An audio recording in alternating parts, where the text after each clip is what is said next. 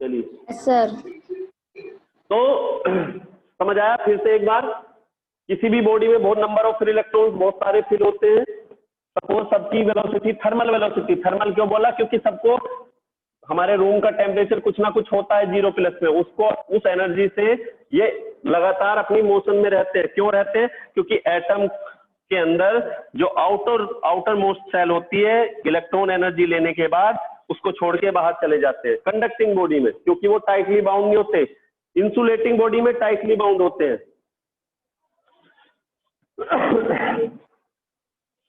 और लगातार चलते रहते हैं। लेकिन इन सब की जो रैंडम मोशन है, देखो किसी भी कंडक्टिंग बॉडी में without applying the electric field, उन सब की जो एवरेज वेलोसिटी वो कितना रहती है? 0, क्योंकि कभी करंट ही नहीं मिलता। जब आप चालू करते हो इलेक्ट्रिसिटी से कनेक्ट करते हो तब मिलता है। क्यों? तब इलेक्ट्रिक फील्ड अप्लाई होती है। तो अभी कितना है? 0। और जैसे ही हमने इलेक्ट्रिक फील्ड अप्लाई किया, सपोज उन सब की वेलोसिटी कितनी हो जाती है? They get the velocity v1 v2 v3 from u1 u2 u3। तो कितना हो जाएगी? After applying the electric field कितना हो जाएगी? v1 v2 v3। They get the velocity v1 v2 v3। जहां तक भी लास्ट पार्टिकल है, कितना है लास्ट इलेक्ट्रॉन, हमने m कंसीडर किया। तो देखो सबकी एवरेज क्या आ जाएगी? अच्छा, इन सब की वैल्यू अगर हम निकालें तो कितनी होगी? u1 प्लस, और उसकी वजह से सपोज पहले की स्पीड में कितना एक्सीलरेशन प्रोड्यूस होता है? सपोज a1, और टाइम लगता है t1। अब यहाँ पे t1 नहीं लेते, हम क्या बोलते हैं? τ1। आखिर ये कब तक रहता है? देखो v1 लास्ट वेलोसिटी उसकी तब तक होगी, ये यहां आता है, यहां पे मान के चलो इसकी वेलोसिटी u1, और जब ये दूसरे वाले से टकराता है कोलिजन के टाइम तक, उस टाइम इसकी वेलोसिटी v1। इतना जो दो लगातार कॉन्जिक्यूटिव कोलिजन के बीच का जो टाइम इंटरवल होता है उसको बोलते हैं रिलैक्सेशन टाइम। क्या बोलेंगे? Relaxation time. आखिर ये रिलैक्सेशन टाइम क्या है? कि देखो इलेक्ट्रॉन ने कोलिजन किया, यहां भी किया होगा, तभी तो उसने चलना शुरू किया, फिर से चला, फिर नेक्स्ट कोलिजन किया। तो इनके बीच का जो टाइम इंटरवल होता है उसको हम बोलते हैं रिलैक्सेशन टाइम, और रिप्रेजेंट करते हैं टो से। टॉर्क, देखो टॉर्क क्वांटिटी पढ़ी थी 11th में, उसी जो सिंबल वहां पे यूज करते थे वही सिंबल टाइम के लिए यहाँ पे करते हैं, और इसको बोला τ1। इसी तरह से सेकंड पार्टिकल के लिए u2 प्लस a2 τ2 है ना, और लास्ट में vn equal to un plus an τn। तो इन सब का भी एवरेज निकाले पे फाइनल वेलोसिटी का भी तो एवरेज आएगा कुछ, जैसे इनिशियल का निकाला। लेकिन अब 0 नहीं है। क्यों नहीं है 0? क्योंकि इलेक्ट्रिक फील्ड में बता चुका, अब वो टकराते रहेंगे, लेकिन इलेक्ट्रॉन को देखेंगे कुछ टाइम के बाद, वो इलेक्ट्रॉन की पोजीशन यहाँ नहीं, कुछ आगे मिलेगी, हो चाहे कहीं भी। इस लाइन में वो कहीं भी हो सकता है, यहाँ भी, यहाँ भी, यहाँ भी। क्यों? क्योंकि कोलिजन करने के साथ साथ वो ड्रिफ्ट भी करता है इस साइड में, in the opposite direction of the field. तो एवरेज कितना आ जाएगा? और इस एवरेज को ही बोलते हैं drift velocity of the electrons. यहां टाइम सबको कितना लग रहा है? τ1 τ2। अगर इनका भी एवरेज ले तो सबके लिए टॉर्क मींस एक ही लेंगे, तो Vd इक्वल टू सबकी वैल्यू u1 मैंने सबको प्लस किया, un भाई u वाली टर्म एक साथ प्लस a कॉमन ले लेते हैं, τ1 प्लस τ2 प्लस τn, और सबके अपोन में क्या आएगा? एवरेज के लिए क्या करते हैं? n से डिवाइड कर देते हैं, है ना। अब वो सब इलेक्ट्रॉन इस वेलोसिटी से हमें फील होंगे। सर सब पे वेक्टर का साइन लगेगा ना? हाँ, सबका के ऊपर लगा सकते हो, लेकिन मैं अभी केवल मैग्नीट्यूड की बात कर रहा हूँ।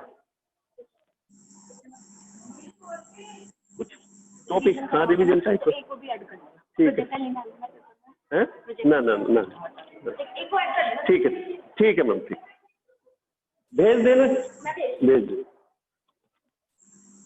तो Vd equal to u1 plus u2 plus un, इस तरह से हमारी सारी वैल्यू रहेंगी। ठीक है बच्चों। अब इसके बाद हमने क्या किया, यू, अच्छा मैंने किया हुआ है ऑलरेडी, ये वाली जो वैल्यू है हमारी u1 प्लस u2 ये अपॉन n, ये तो हमारा 0 है भाई। हम इसको क्या कर सकते हैं,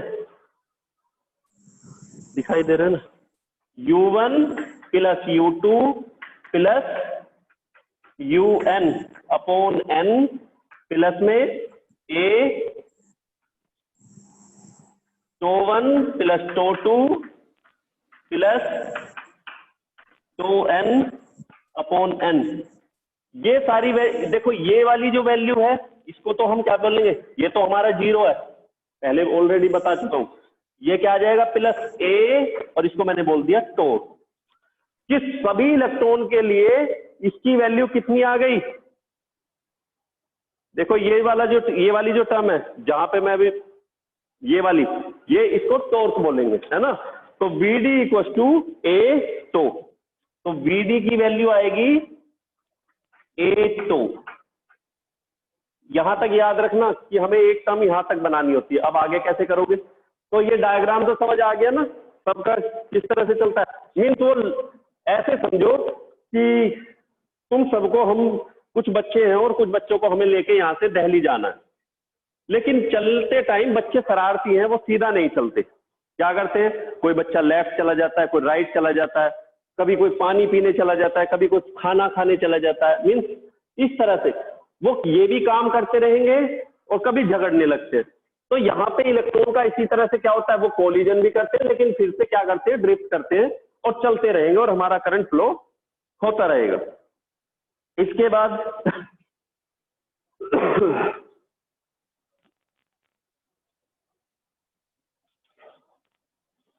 इसे नोट करो जल्दी, इसके बाद मैं आगे बढ़ूंगा।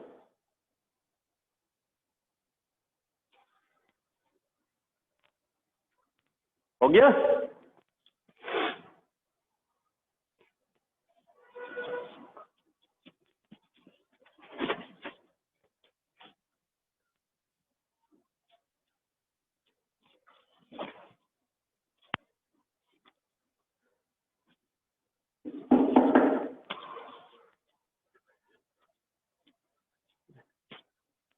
अब क्या करोगे, देखो अभी तक हमने दो टर्म की थी, इनको अब मैं शॉर्ट में लिख रहा हूं, u bar equal to u1 plus u2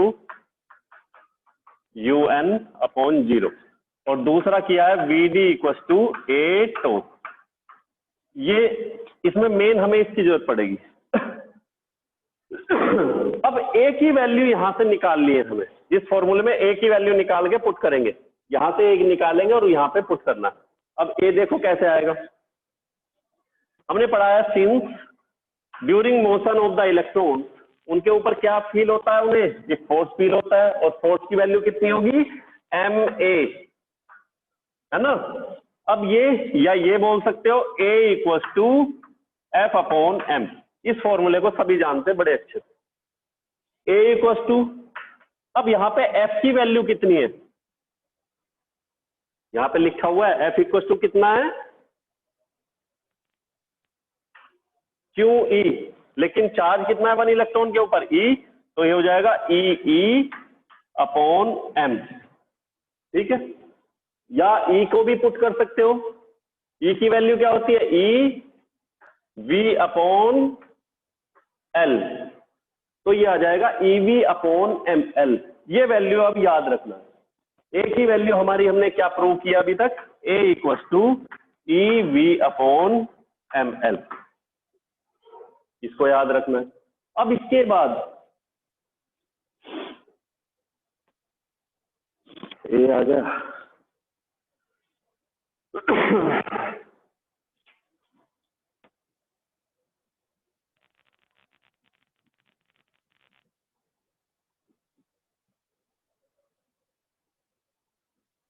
चलिए अब देखते हैं हमने कितना कंसीडर किया था, नंबर ऑफ इलेक्ट्रॉन कितने कंसीडर किए इसमें, n, सपोज कितना पर यूनिट वॉल्यूम के अंदर, है ना।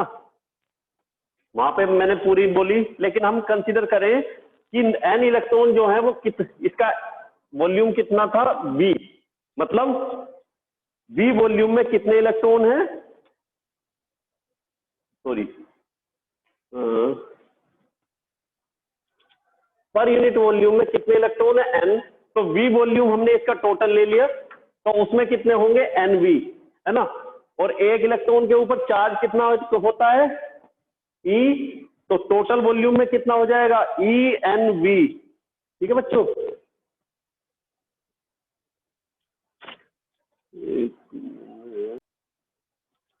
तो A equal to EV upon L ml, तो BD की वैल्यू क्या हो जाएगी, therefore BD equal to A की वैल्यू ये वाली वहां पे पुट करोगे EV upon ml into torque. तो ड्रिफ्ट वेलोसिटी की वैल्यू हमें यहां तक ये मिली है। याद रखना, इसमें इस डेरिवेशन को करते टाइम पे आपको बस क्या याद लेके आना है, BD को लेके आना है, रट लेना, कई बार भूल लग जाती है। और शुरू से सारी टर्म पहले U लेंगे, फिर V लेंगे, और उसके बाद A लाओगे और A की वैल्यू को BD में पुट करोगे।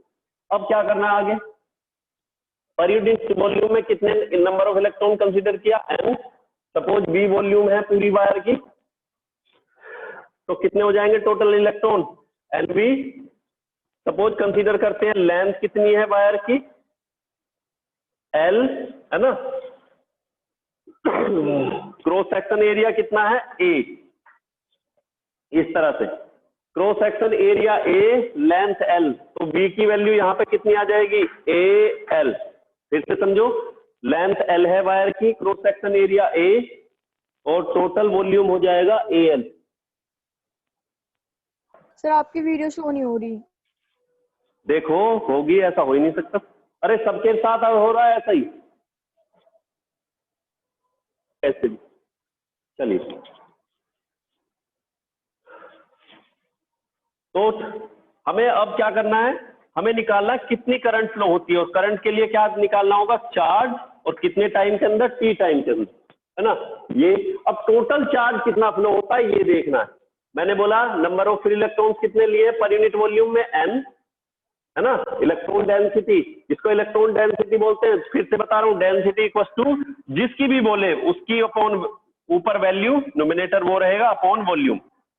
तो मैंने बोला इलेक्ट्रॉन डेंसिटी में क्या आएगा, number of free electrons upon volume.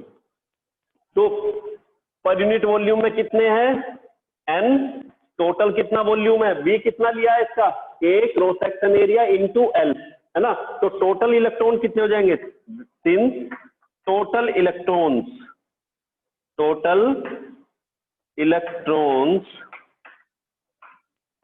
कितने होंगे बच्चों, पर यूनिट में n थे, टोटल वॉल्यूम AL है, तो टोटल इतने इलेक्ट्रॉन हो गए। तो टोटल चार्ज कितना होगा, देयरफॉर टोटल चार्ज कितनी होगी पूरी वायर में जो फ्लो करती है T टाइम में। मान के चलते हैं कि इसके अंदर के जो इलेक्ट्रॉन है, जो यहाँ के इलेक्ट्रॉन है, जब वो चलना शुरू करते हैं, ड्रिफ्ट करना शुरू करते हैं, तो कितनी लेंथ चलते हैं, L लेंथ कितने टाइम में चलते हैं, सपोज T टाइम में, तो Q अपॉन T आ जाएगा। तो टोटल चार्ज कितना है, इतने इलेक्ट्रॉन, तो कितना होगा NaL इंटू E, एक इलेक्ट्रॉन के ऊपर चार्ज E, तो टोटल के ऊपर ये, है ना, और ये क्या आ गया हमारा Q। तो I कितना हो जाएगा, I equal to Q upon T ऊपर, तो NaLE अपॉन T, ये वाला हमारी वैल्यू आ जाएगी। अरे ठीक है, ठीक है बच्चों। Yes sir. अच्छा,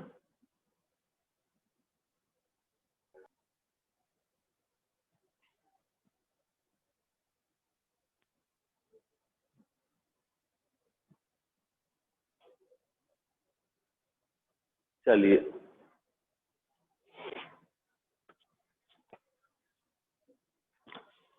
तो I इक्वल टू NaE,